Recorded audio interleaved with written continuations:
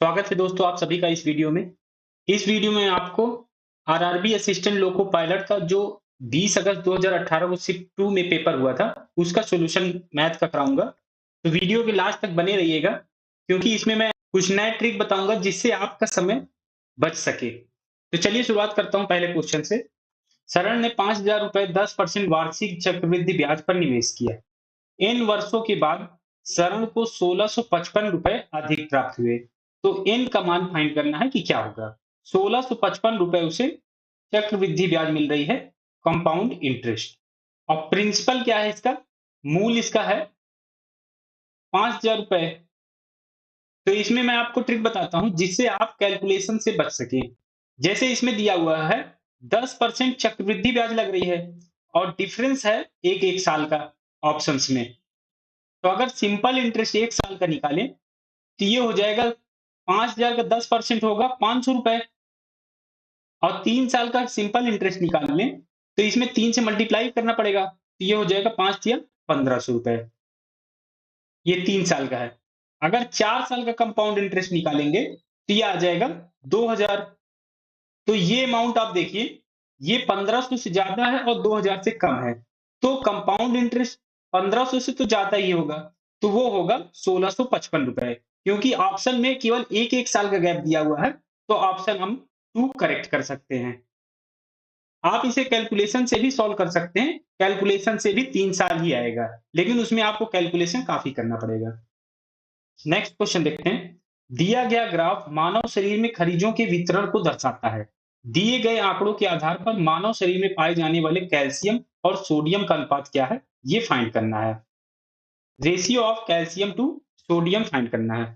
Calcium है 40%, 40%, और इसका अनुपात निकालना है सोडियम से।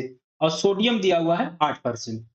ये हो गया 8%। परसेंटेज से परसेंटेज कैंसिल हो जाएगा और ये 8 से कैंसिल करें 40 को तो ये आ जाएगा 5 और यहाँ पे आ जाएगा 1।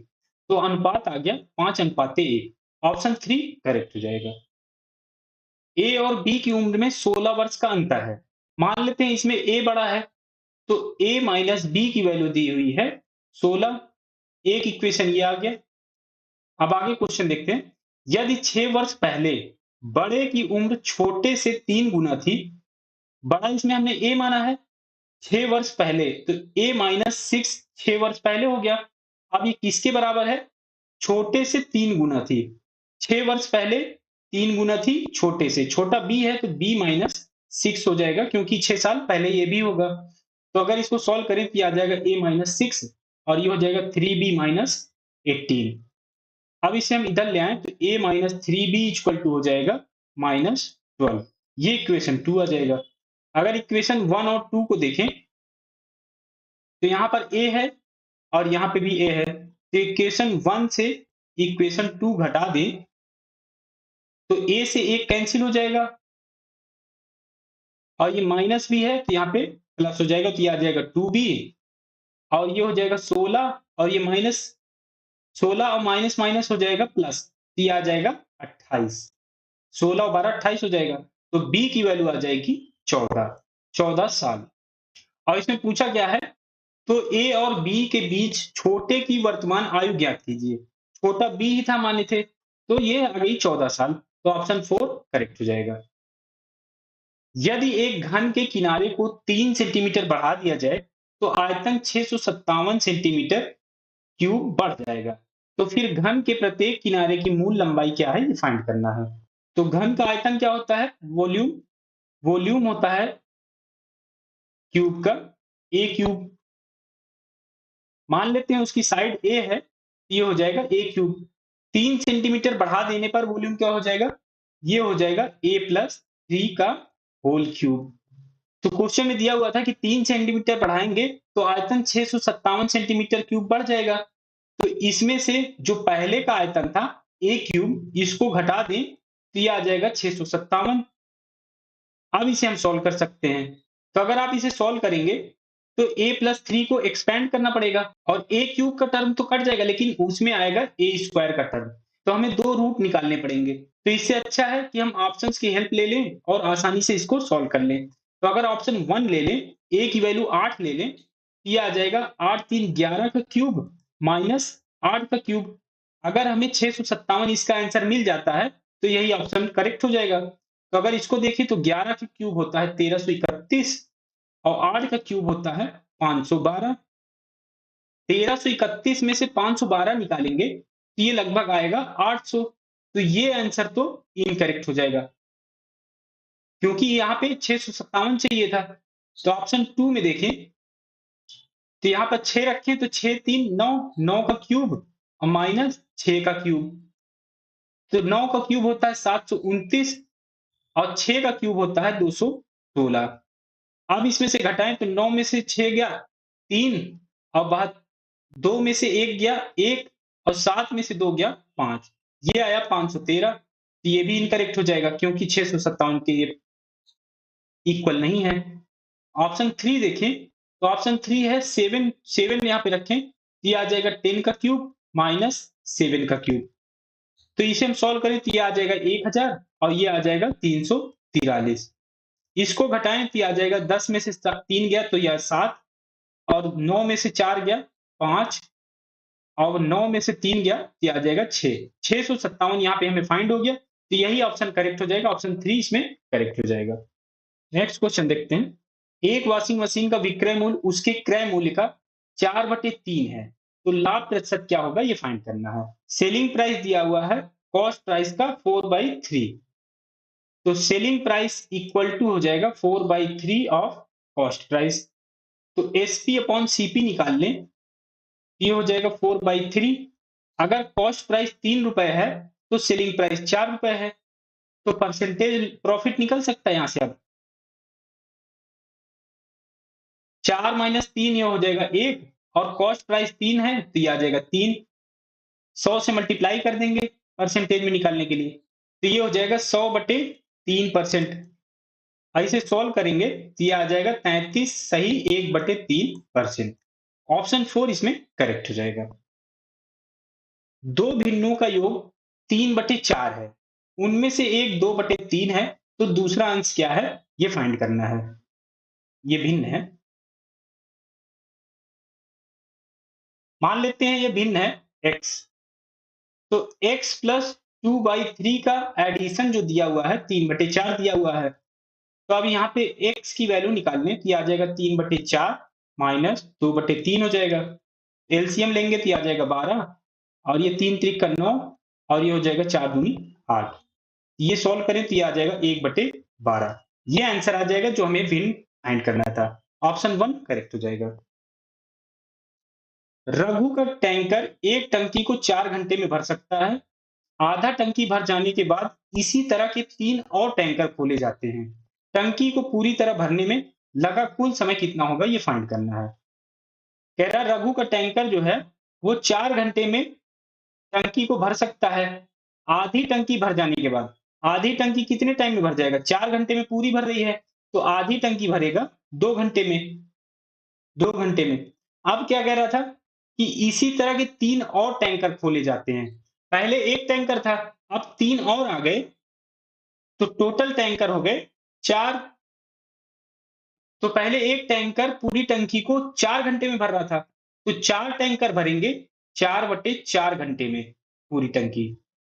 और आधी पहले भर गई है तो आधी भरेंगे ये आ जाएगा 1 घंटे। 1 घंटे में पूरी टंकी भरेगा तो आधी टंकी खाली है तो आधे घंटे में और भरेगा। तो आधा घंटा मतलब 30 मिनट। तो पूरा टंकी भर जाएगी 2 घंटे 30 मिनट में। ऑप्शन 2 करेक्ट हो जाएगा। नेक्स्ट क्वेश्चन देखते हैं। 5/8 और 8/5 का योग क्या है फाइंड करना है। Sum of 5/8 and 8/5। ये हो जाएगा 5/8 प्लस 8/5। एलसीएम ले तो ये आ जाएगा यहाँ से 8 पंचे 40 और ये हो जाएगा 5 पचे 25 और प्लस 8 64। तो इसे सॉल्व करें तो ये आ जाएगा 5 4 9 6 2 8/40। 89/40 इसका आंसर आ जाएगा। ऑप्शन 2 करेक्ट हो जाएगा। ए और बी एक कार्य को 20 दिन में पूरा कर सकते हैं तो 1/a plus 1/b equal to हो जाएगा 1/20। ये इक्वेशन 1 हो गई। और क्या कह रहा है बी और सी इसे 30 दिनों में पूरा कर सकते हैं। तो 1/b प्लस 1/c की वैल्यू दी हुई है 1/30। ये इक्वेशन 2 मान लेते हैं। जबकि सी और ए एक साथ उसी कार्य को 24 दिन में पूरा कर सकते हैं। ये दिया हुआ है 1/c प्लस 1/a दिया हुआ है, इसकी वैल्यू दी हुई है 1/24। ये इक्वेशन 3 हो गया।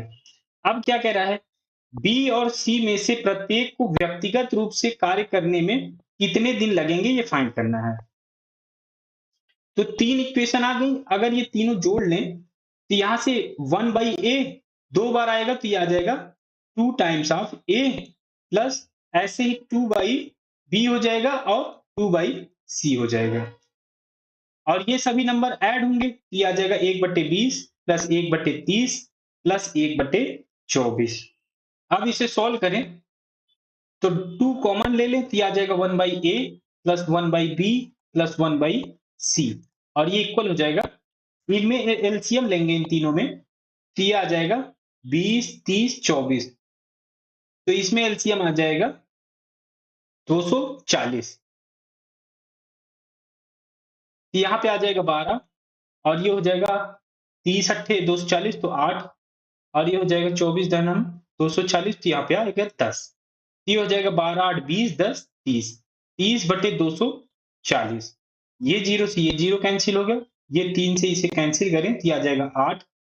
तो इसकी वैल्यू आ जाएगी 1/8। तो 1/a plus 1/b plus 1/c की वैल्यू आ जाएगी, ये 2 इधर आएगा तो ये आ जाएगा 1/16। ये मान लेते हैं इक्वेशन 4। तो 1/a plus 1/b 1 plus 1/c equal to आ गया 1/16। हमें वैल्यू किसकी फाइंड करनी है, b और c की। b और c की वैल्यू फाइंड करनी है। तो b कहां पे नहीं है, इक्वेशन 3 में नहीं है।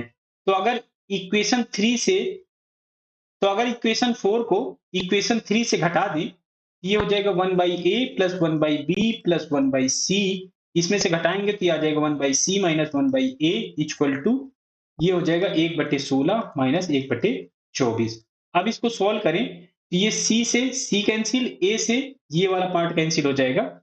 ये हो जाएगा, इसमें एलसीएम लेंगे तो ये आ जाएगा 48। ये हो जाएगा 3, ये हो जाएगा 2, 1/48। तो इसमें कौन सा पार्ट बचा था, 1/b बचा हुआ था। तो ये इक्वल हो जाएगा 1/b इक्वल टू हो जाएगा 1/48। तो यहां से b की वैल्यू आ गई 48। तो ये डेज में था तो ये हो जाएगा डेज। b की वैल्यू आ गई 40 डेज। तो c की वैल्यू निकालें तो इक्वेशन 1 में c की वैल्यू नहीं है तो इससे घटा दें। ऐसे ही घटाएंगे तो ये आ जाएगा 1/c इक्वल टू आ जाएगा 1/16 माइनस 1/20। अब इसे सॉल्व करें, एलसीएम लें तो ये आ जाएगा 80 और ये हो जाएगा 5 माइनस 20 चौके 80 तो ये आ जाएगा 4, 1/80। तो सी की वैल्यू आ गई 80। ये भी डेज में था तो डेज हो जाएगा। सी की वैल्यू आ गई 80 और बी की वैल्यू आई थी 48। तो ऑप्शन में देखें, यहाँ ऑप्शन 2 में 48 और 80 दिया हुआ है तो ऑप्शन 2 करेक्ट हो जाएगा। नेक्स्ट क्वेश्चन देखते हैं। निम्न में से कौन सा आवर्ती दशमलव प्रदान करेगा। ये 4 ऑप्शन दिए हुए हैं, इसमें से हमें फाइंड करना है कि कौन सा ऑप्शन रिकरिंग डेसिमल देगा। रिकरिंग डेसिमल क्या होता है, जहां से दशमलव के बाद नंबर रिपीट होते हैं। जैसे अगर एक एग्जांपल में बताऊं तो 1/3 को अगर हम लिखेंगे तो ये हो जाएगा 0.3333। ऐसे ही इनफाइनाइट नंबर तक 3 आएगा। तो ये है रिकरिंग डेसिमल। तो ये फाइंड कैसे करेंगे, तो ये फाइंड करने के लिए एक रूल होता है, जिस नंबर की डिनोमिनेटर या हर में 3 या 9 का नंबर होगा तो उस नंबर से रिकरिंग डेसिमल फाइंड होगा। तो सभी ऑप्शंस में हमें चेक करना पड़ेगा। ऑप्शन 1 में देखें तो इसे सरल करें तो ये 3 से कट जाएगा, ये आ जाएगा 7 और यहाँ पे बचेगा 30। तो ये हो जाएगा 7/30। तो अगर आप इसके डिनोमिनेटर में देखें तो यहाँ पे 3 का मल्टीपल है, तो यही जो नंबर होगा वो हमें रिकरिंग डेसिमल दे देगा।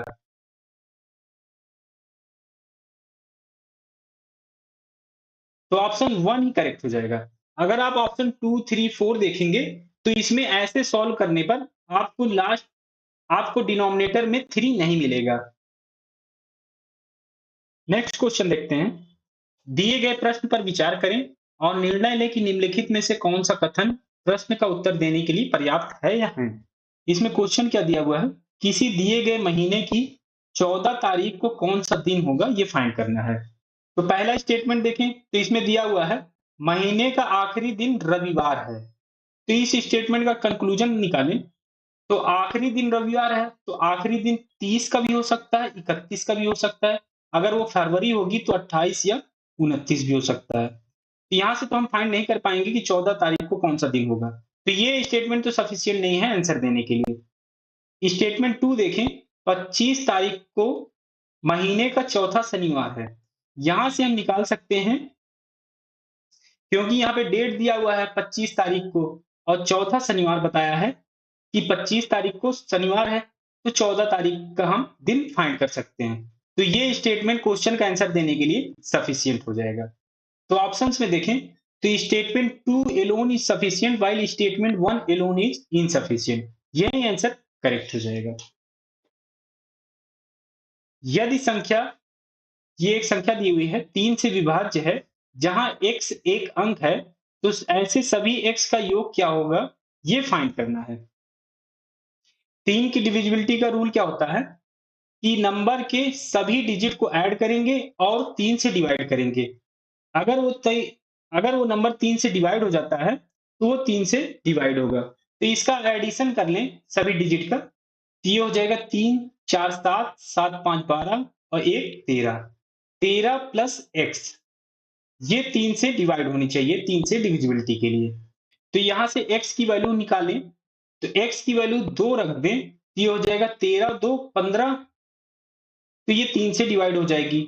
और क्या वैल्यू हो सकती है, अगर इसकी वैल्यू हम रखते हैं 5, तो ये 13 5 18। 18 3 से डिवाइड हो जाएगी, नंबर भी 3 से डिवाइड हो जाएगी। और क्या वैल्यू हो सकती है x की, 8। 8 और 13 हो जाएगा 21। 21 भी 7 से डिवाइड हो जाएगी। अगर हम और नंबर लेते हैं इससे बड़ी, तो आएगा 11। लेकिन x एक अंक है, एक डिजिट है, तो केवल हम 8 नंबर तक ही ले सकते हैं इसमें। तो इनको ऐड करें, क्योंकि यही पॉसिबिलिटीज हैं। तो ये हो जाएगा 8 5 13 2 15। तो इसका एडिशन आ जाएगा इसकी पॉसिबिलिटीज का 15। ऑप्शन 3 करेक्ट हो जाएगा।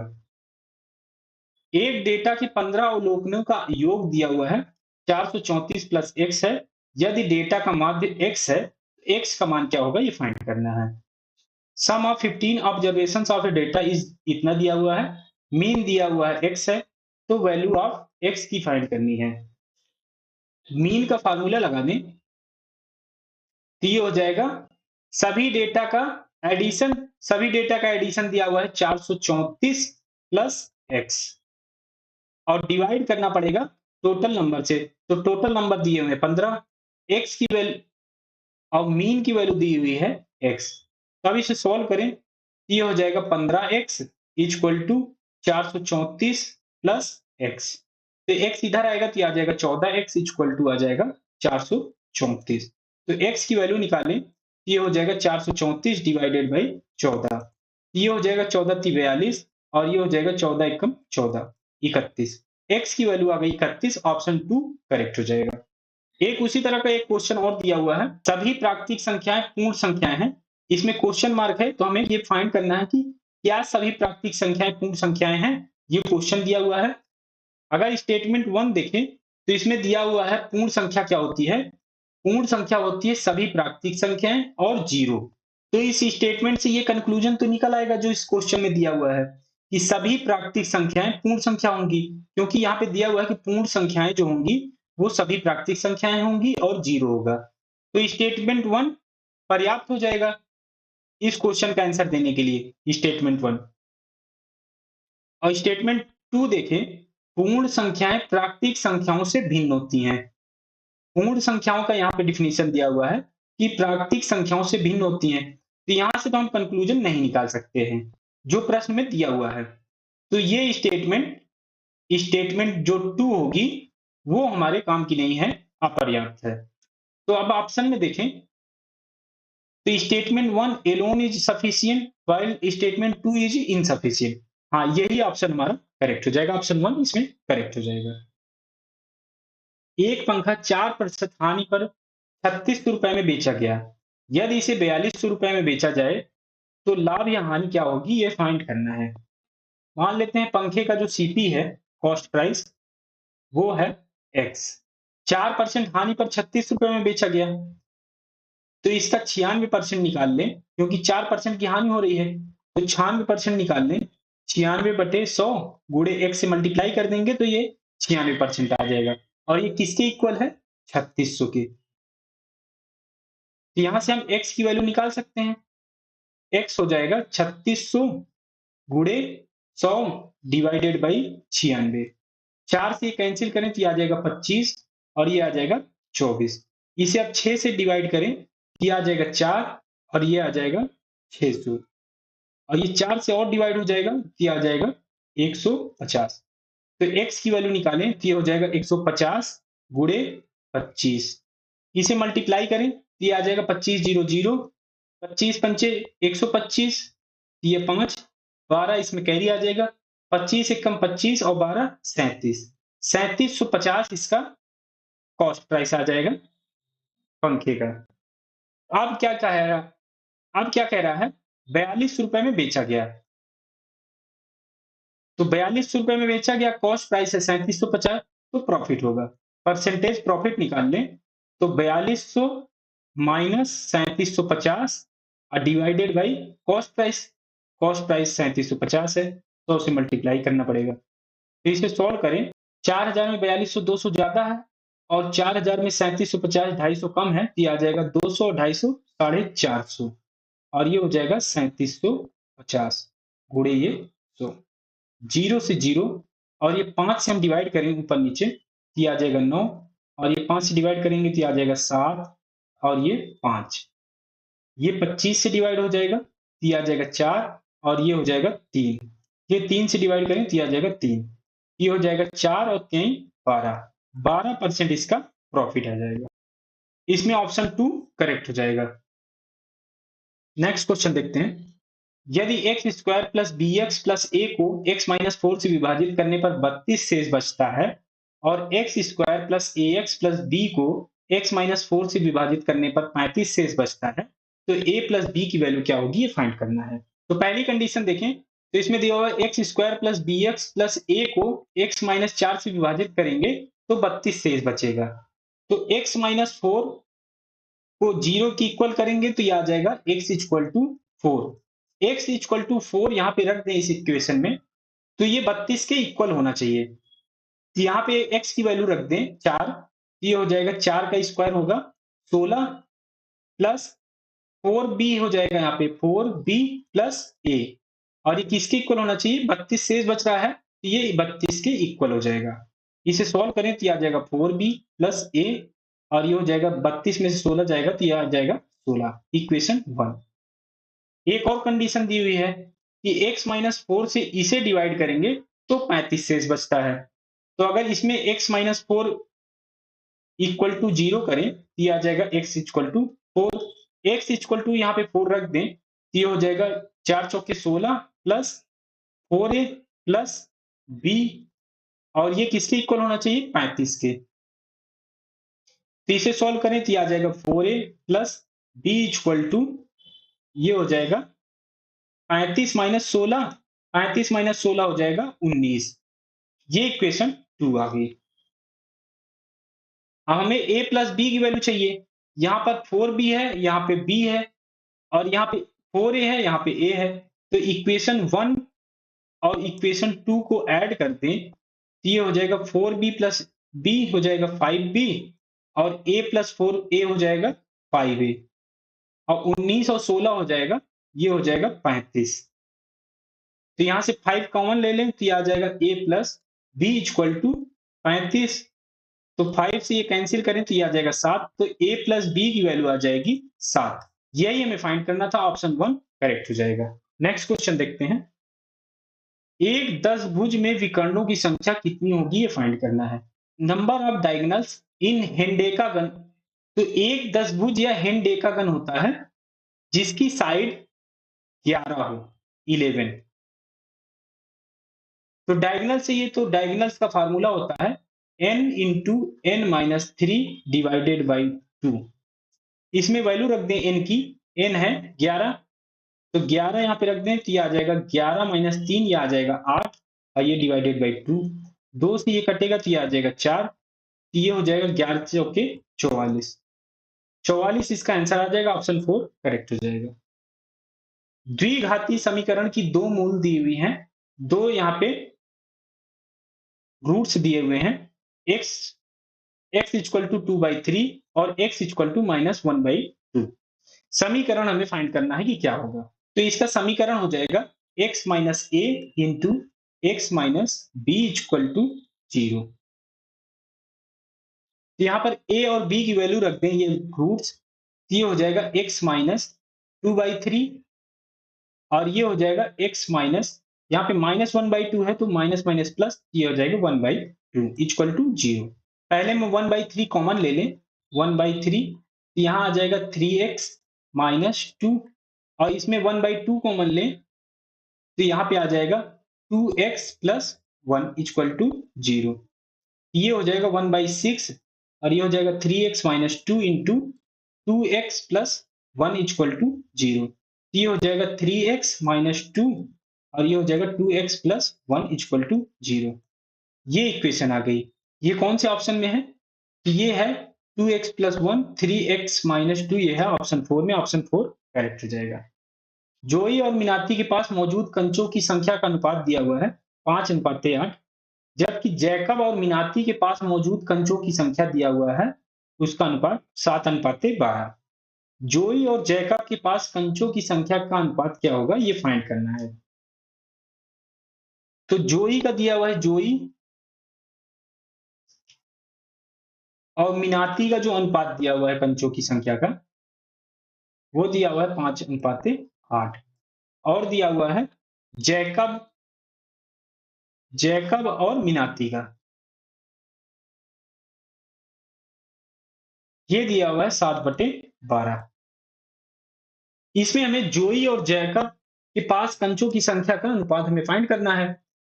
मीनाती को एलिमिनेट करना पड़ेगा दोनों तरफ से। अगर मान लेते हैं ये इक्वेशन 1 है और ये इक्वेशन 2 है, तो इक्वेशन 1 डिवाइडेड बाई 2 कर दें तो मीनाती एलिमिनेट हो जाएगा यहाँ से। ये हो जाएगा जोई अपॉन आ जाएगा जैकब और ये हो जाएगा 5/8 डिवाइडेड बाई 7/12। इसे सॉल्व करें तो 4 से डिवाइड करेंगे तो ये आ जाएगा 2 और ये 4 से डिवाइड करेंगे तो ये आ जाएगा 3। तो ये हो जाएगा 5/2 अपॉन 7/3। इसे हम लिख सकते हैं 5/2 गुणे 3/7, ये हो जाएगा 15/14। ये आंसर आ जाएगा, ऑप्शन 2 करेक्ट हो जाएगा। नेक्स्ट क्वेश्चन देखते हैं।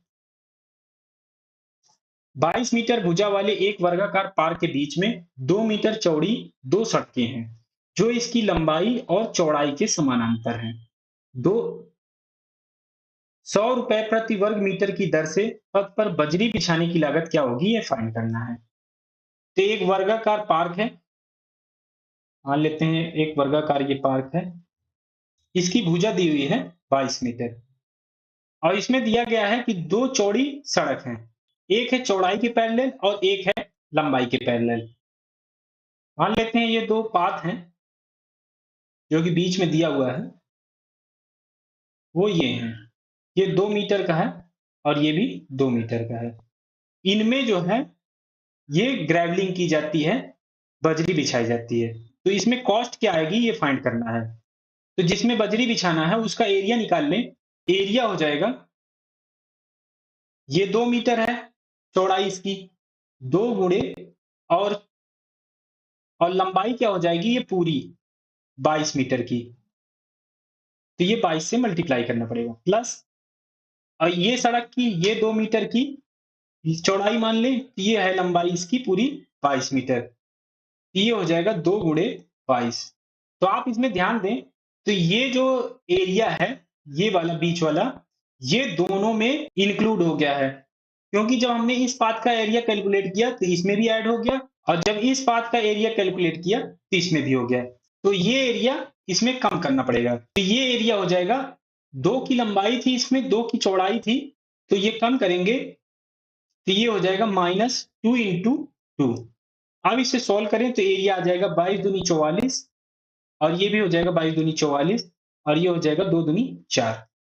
तो इसे सॉल्व करें तो ये आ जाएगा 44 44 88, 88 में से 4 जाएगा तो ये आ जाएगा 84 मीटर स्क्वायर। अब इसका प्राइस निकालें तो एरिया गुणे प्राइस दिया हुआ है 100 रुपए प्रति वर्ग मीटर, तो ये आ जाएगा 8400 रुपए। ऑप्शन 4 इसमें करेक्ट हो जाएगा। नेक्स्ट क्वेश्चन देखते हैं।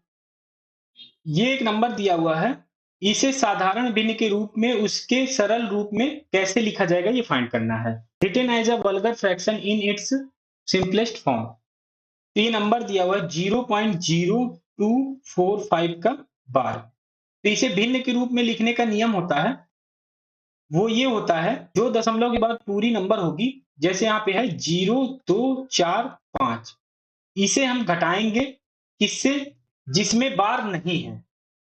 ये 0 2 में बार नहीं है तो ये हम 0 2 को घटाएंगे और डिवाइड करेंगे इससे, जितने में बार है उतने तो 9 आएंगे उसमें, और जितने में बार नहीं है, जैसे इसमें 2 में बार नहीं है तो ये आएंगे 2 0।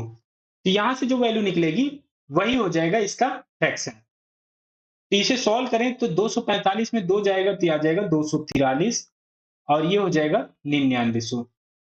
अब इसे सरल करें तो ये हो जाएगा सिंपलेस्ट बनाने के लिए, तो इसे 9 से डिवाइड करें तो ये आ जाएगा 9 दूनी 18 और 9 7 63, ये आ जाएगा 7 27। इसे 9 से डिवाइड करें तो ये आ जाएगा 1100, तो इसकी वैल्यू आ गई 27/1100। ये है ऑप्शन 4 में, तो ऑप्शन 4 करेक्ट हो जाएगा। एक ट्रेन 140 मीटर लंबे प्लेटफॉर्म को 15 सेकंड में और 180 मीटर लंबे प्लेटफॉर्म को 17 सेकंड में पार करती है, तो ट्रेन की गति क्या होगी ये फाइंड करना है। तो पहली कंडीशन दी हुई है इसमें 140 मीटर लंबे प्लेटफॉर्म को 15 सेकंड में पार करती है। मान लेते हैं ट्रेन की लंबाई है लेंथ x मीटर और उसकी स्पीड है s। 140 मीटर लंबे प्लेटफॉर्म को पार करेगी तो इसमें ट्रेन की भी लंबाई जुड़ जाएगी, तो 140 प्लस x हो जाएगा और इसकी स्पीड से डिवाइड करेंगे तो ये इक्वल होगा 15 सेकेंड के बराबर। ये इक्वेशन 1 आ जाएगा। ऐसे ही दूसरी कंडीशन में 180 मीटर प्लेटफॉर्म को पार करती है 17 सेकेंड में, तो ये हो जाएगा 180 plus x divided by s equal to हो जाएगा 17। इक्वेशन ये 2 हो जाएगा। इक्वेशन 1 और 2 को डिवाइड करें, इक्वेशन 1 डिवाइडेड बाई 2 करें तो s से s कैंसिल हो जाएगा, तो ये आ जाएगा 140 plus x upon 180 plus x, ये हो जाएगा इक्वल 15/17 के। क्रॉस मल्टीप्लाई करें तो ये आ जाएगा 17 0 0, 17 चौके 68 6, 17 एकम 17, 17 6 23, 2380 प्लस ये हो जाएगा 17x और ये हो जाएगा 15 0 0, 15 8 120 12, 15 एकम 15, 15 12 27 प्लस 15x। अब इसको सॉल्व करें तो ये आ जाएगा, इधर आएगा तो ये आ जाएगा 2x इक्वल टू 27 में घटेगा तो ये आ जाएगा 320। तो x की वैल्यू आ गई 160 मीटर। तो अगर इक्वेशन 1 में इसकी वैल्यू रख दें तो ये हो जाएगा 140 प्लस 160 और ये s डिवाइडेड में है तो ये इक्वल है 15 के। तो इसे हम सॉल्व करें तो ये आ जाएगा, ये हो जाएगा 300 और ये 15 इधर ले आए और s को इधर ले आए, ये हो जाएगा s की वैल्यू आ जाएगी, ये 15 से डिवाइड करेंगे तो ये आ जाएगा 20, तो s की वैल्यू आ जाएगी 20 और ये होगी मीटर पर सेकंड में, क्योंकि यहाँ पे मीटर और सेकंड में लंबाई और टाइम दिया हुआ था, तो स्पीड आएगी मीटर पर सेकंड में। लेकिन ऑप्शन में देखें तो आपको किलोमीटर पर आवर में इसको चेंज करना पड़ेगा। तो किलोमीटर पर आवर में कैसे चेंज कर सकते हैं, ये 20 को हम 18/5 से मल्टीप्लाई कर दें, ये चेंज हो जाएगी स्पीड इसकी किलोमीटर पर आवर में। तो इसे सॉल्व करें तो आ जाएगा 5 चौके 20, 18 चौके 72, 72 किलोमीटर पर आवर इसका आंसर आ जाएगा। ऑप्शन 4 इसमें करेक्ट हो जाएगा। ये थे मैथ के सभी क्वेश्चन जो आरआरबी असिस्टेंट लोको पायलट में आए हुए थे। अगर ये वीडियो आपको अच्छी लगी हो तो लाइक करिए, दोस्तों के साथ शेयर करिए और सब्सक्राइब जरूर कर लीजिए। साथ ही साथ बेल आइकन जरूर दबाइए, जिससे जो भी वीडियो आए आपको नोटिफिकेशन जरूर मिल जाए।